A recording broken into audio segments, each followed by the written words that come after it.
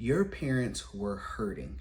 They did not understand how to deal with their emotions, and unfortunately, that got passed down to you.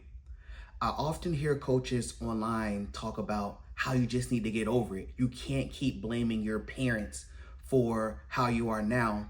And though I believe they have the best intentions, I don't think they look at this from an empathetic standpoint. You have to understand, when you are an infant, you don't know how to communicate what's going on with you, and you adjust to your environment.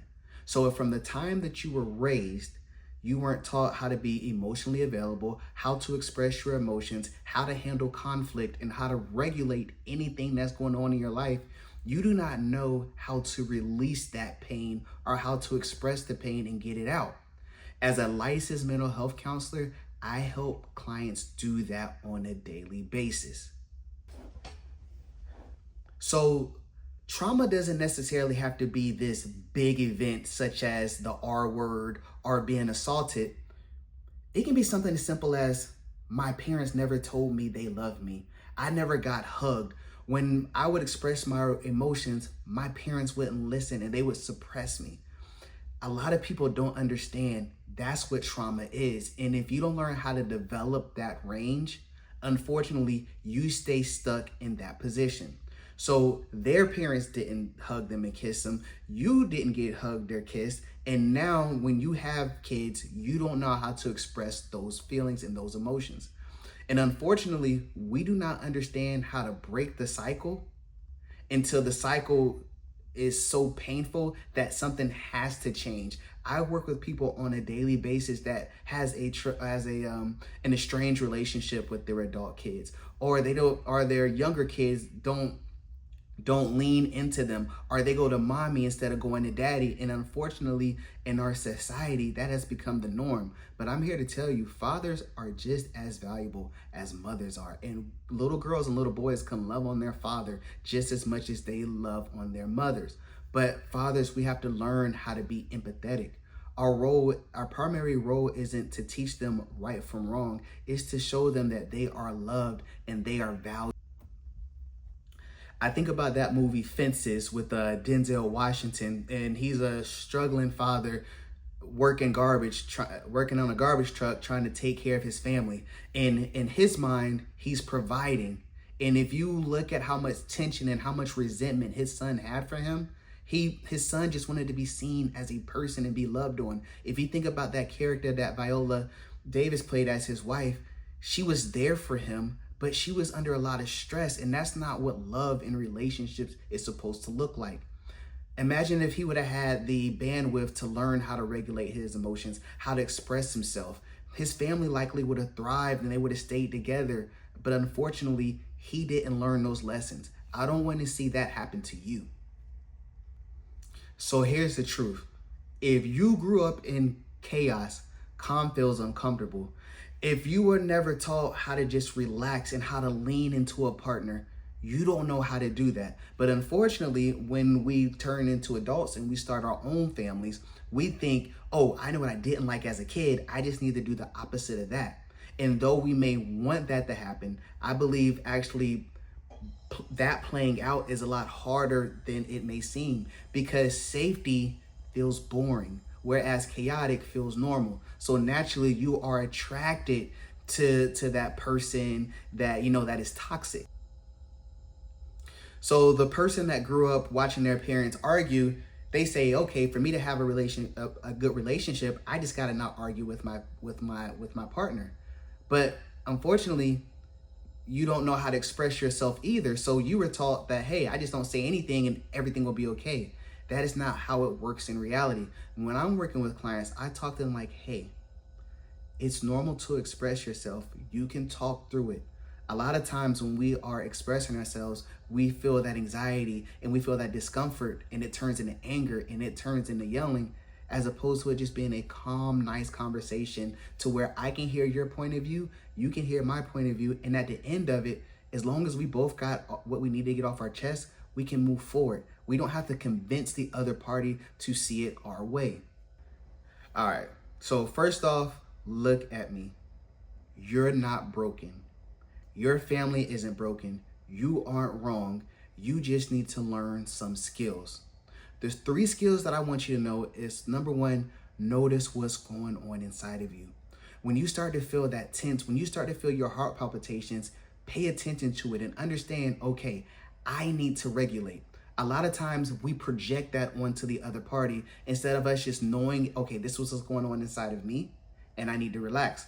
I can think about a recent conversation that I had with another man, and things were starting to get tense. And I know that he did not mean ill intent with what he was saying, but I felt myself getting elevated. So I, in mid conversation, told him like, hey man, listen, I'm starting to feel a little anxious and I'm starting to feel tension in my body and becoming a little dysregulated right now.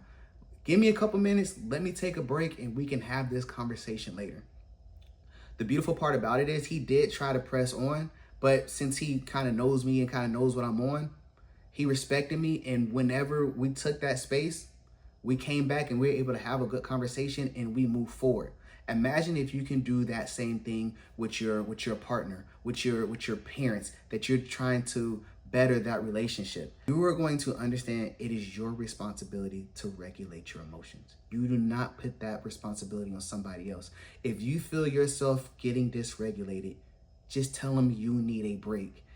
Tell them, hey, I'm feeling overwhelmed. It's not anything that they're doing. This is something that you need for you, and it is not their fault that you need a break.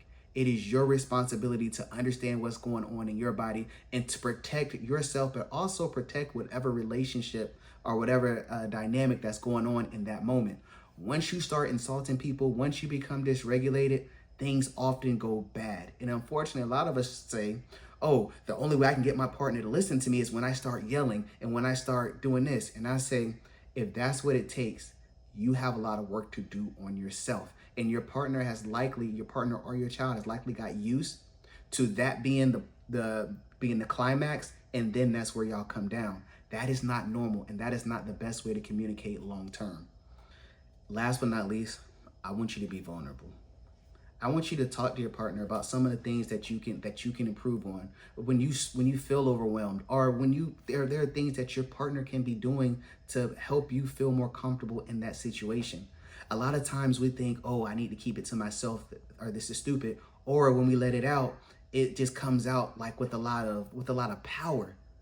But being vulnerable in conversations is taking a step back and saying, okay, I'm going to be safe. I'm okay. I need to get this off my chest, but I also need to express it in a way to where the other person can receive it. I'm gonna be real with y'all. This is something that I struggled with most of my life, but knowing what I know now, when I'm handling conflict, I take a step back, I pause, and I am vulnerable with the other person. I say, hey man, listen, I'm starting to feel a little funny. Let me take a step back. And in the moment, I do feel a little bit weak. But then I look at the bigger picture is that me and that person, our relationship is protected, whether that be my girl, whether that be my kids, whether that be somebody in the fire station, or even a client. I have to understand my power and my leverage and my responsibility to keep that relationship safe. If you made it this far, I want you to understand you have got to give yourself grace. You probably heard a lot of things in this video that you were doing that you want to change. And that change does not happen overnight. This is something that you've carried pretty much your whole life. And how do you eat an elephant? One bite at a time. So you're not going to be hard on yourself when you react in a way that you know you don't want to.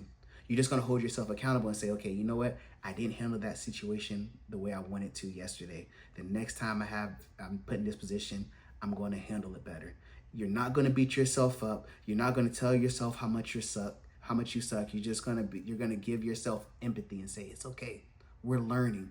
This is a process, and you taking the time to actually address it says a lot about you. It shows your strength. It shows that you're not weak. It shows that you want to break that generational cycle that has held your family down for so long.